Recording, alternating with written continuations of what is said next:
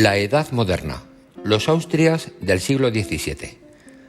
En este vídeo vamos a ver los reinados de Felipe III, Felipe IV, con la crisis de 1640, tanto en Cataluña como en Portugal, y el reinado de Carlos II, con la Guerra de los 30 años. Felipe III. Felipe III accedió al trono en el año 1598. Con él comienza la costumbre del valimiento, es decir, la concesión de las riendas del gobierno a un noble del entorno real. El valido Francisco Gómez de Sandoval, duque de Lerma, acumuló un enorme poder y creó una enorme red clientelar repartiendo cargos y honores a amigos y familiares. La corrupción generalizada y la ineficacia crónica en los asuntos de gobierno llevaron al rey a prescindir del duque de Lerma, sustituyéndolo por su hijo, el duque de Uceda. Durante este reinado se llevó a cabo la expulsión de los moriscos de la monarquía hispánica en el año 1609.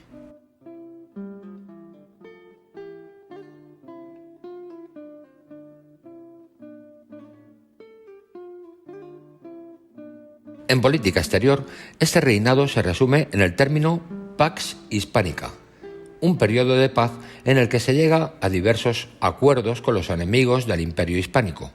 Por ejemplo, con Francia, a la muerte de Enrique IV, con Inglaterra, a la muerte de Isabel I y con el Tratado de Londres, y con las Provincias Unidas mediante la tregua de los 12 años.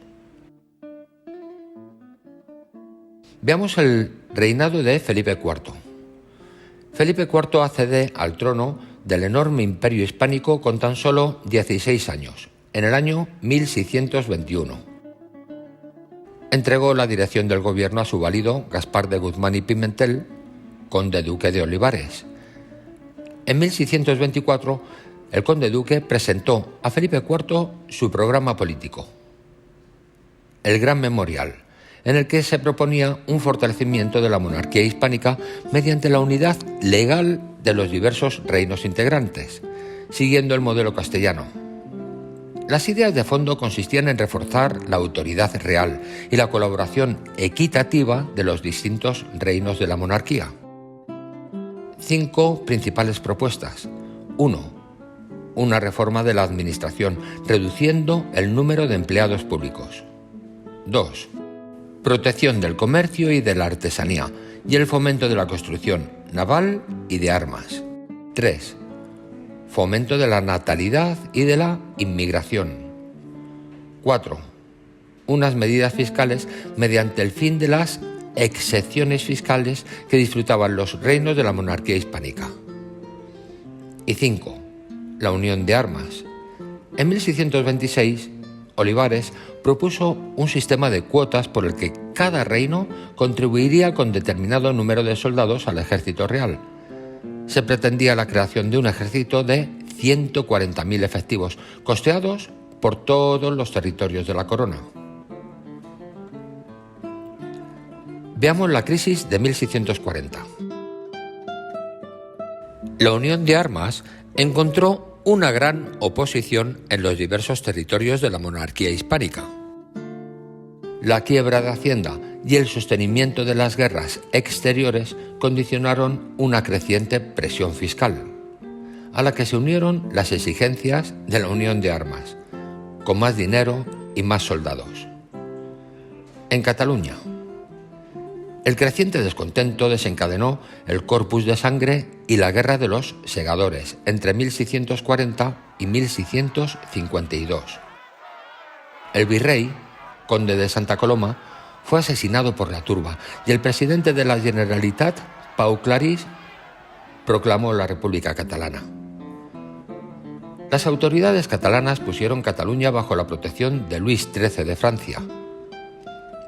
Las tropas franco-catalanas rechazaron al ejército real en Montjuïc en el año 1641 y en Lérida en el año 1642. Las autoridades francesas ocuparon los cargos importantes en Cataluña y la población fue obligada a sostener al ejército francés de ocupación. En el año 1652, Juan José de Austria, aprovechando el descontento catalán, rindió Barcelona. Los catalanes, sin embargo, conservaron sus fueros y privilegios. En Portugal, el 1 de diciembre de 1640, los portugueses deponen a la virreina de Portugal y proclaman rey al duque de Braganza, con el nombre de Juan IV. El detonante fue la orden de reclutamiento de tropas portuguesas para intervenir en la crisis catalana. En la subsiguiente guerra de restauración entre 1640 y 1668, Portugal frenó todos los intentos de la corona para reintegrar Portugal a la monarquía hispánica. Hubo además otros intentos secesionistas que siguieron a los anteriores y que revelaban la debilidad de la monarquía hispánica. Es el caso de Nápoles y Sicilia, Aragón, Navarra y Andalucía, donde algunos nobles locales conspiraron para proclamarse reyes, como había hecho el duque de Braganza en Portugal. Reinado de Carlos II. Carlos II sucede a su padre, Felipe IV, en el año 1665. Mostró, a lo largo del tiempo, incapacidad física y psicológica para gobernar. Tenía 5 años cuando murió su padre y la regencia fue encomendada a su madre, Mariana de Austria. Esta situación de debilidad institucional dio lugar a neofeudalismo, es decir, la nobleza recupera su ascendencia sobre el rey, al neoforalismo, una creciente autonomía de los reinos de la monarquía hispánica, y una debilidad exterior que fue aprovechada por Luis XIV para aumentar sus posesiones a costa de la monarquía hispánica. La regente, Mariana de Austria, confió el gobierno al padre Nitar, que ejerció su valimiento en medio de la oposición de la nobleza y del pueblo. En el año 1669, Nitar abandona el cargo y se forma la Junta de Regencia, que intentó llevar a cabo una serie de reformas administrativas y económicas que fracasaron a causa de la firme oposición de la nobleza. Luis XIV aprovechó el decadente estado de postración de la monarquía hispánica para ensanchar sus dominios. En la guerra de devolución, los ejércitos hispánicos fueron auxiliados por las Provincias Unidas para mantener la soberanía española sobre Flandes y Luxemburgo. En la paz de Aquisgrán, Francia devuelve a España el Franco Condado, a cambio de la entrega de varias plazas flamencas a Francia. En 1675, Carlos II es proclamado rey con plenos poderes, pero su incapacidad hizo que el gobierno estuviera en manos de diversos personajes. Fernando Valenzuela, don Juan José de Austria, el duque de Medinaceli, el conde de Oropesa. La segunda esposa de Carlos II, Mariana de Neoburgo, finalmente se hizo con las riendas del poder. Luis XIV se dedicó a acosar las posesiones de la monarquía hispánica y el reinado de Carlos II se caracterizó por la pérdida casi constante de territorios. Sin embargo, en 1697, por el Tratado de Ryswick, Luis XIV devuelve las conquistas realizadas a la corona española. Por último, veamos la Guerra de los 30 años. La Guerra de los 30 años es un conflicto bélico que comienza como una guerra de carácter interno del Sacro Imperio Romano Germánico, por la negativa de la nobleza de Bohemia a aceptar la elección de Fernando II como emperador, y que se convertiría en una guerra internacional por la hegemonía en Europa, en la que intervienen la mayor parte de las potencias europeas de la época. La duración y el alcance de la guerra causó una enorme devastación, con hambrunas y epidemias, y la bancarrota de varias de las potencias implicadas. En un principio fue favorable a los Habsburgo imperiales, apoyados por los tercios españoles de Spínola, que consiguieron importantes victorias. La Francia de Luis XIII y Richelieu apoyó la intervención de Suecia, que fue aplastada en la batalla de Nördlingen por las tropas españolas del cardenal infante don Fernando. Esta derrota provocó la entrada de Francia en la guerra, cuyo gobierno consideraba inaceptable para los intereses de Francia una previsible victoria de los Habsburgo.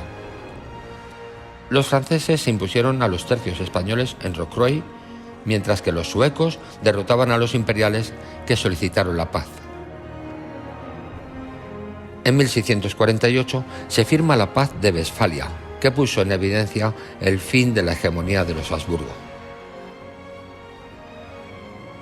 España debe reconocer la independencia de las Provincias Unidas, Holanda, después de 80 años de guerra.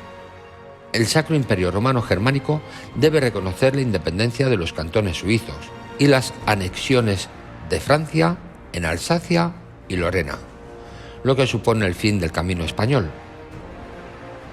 Se reconoce la libertad religiosa de los príncipes del Sacro Imperio Romano Germánico, lo que pone fin al proyecto de los Habsburgo de unificación religiosa del imperio.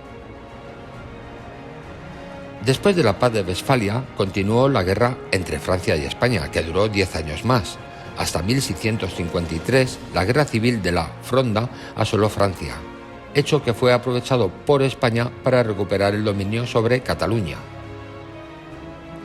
La guerra cambió de signo cuando Inglaterra acudió en ayuda de Francia en la decisiva batalla naval de las Dunas de 1658.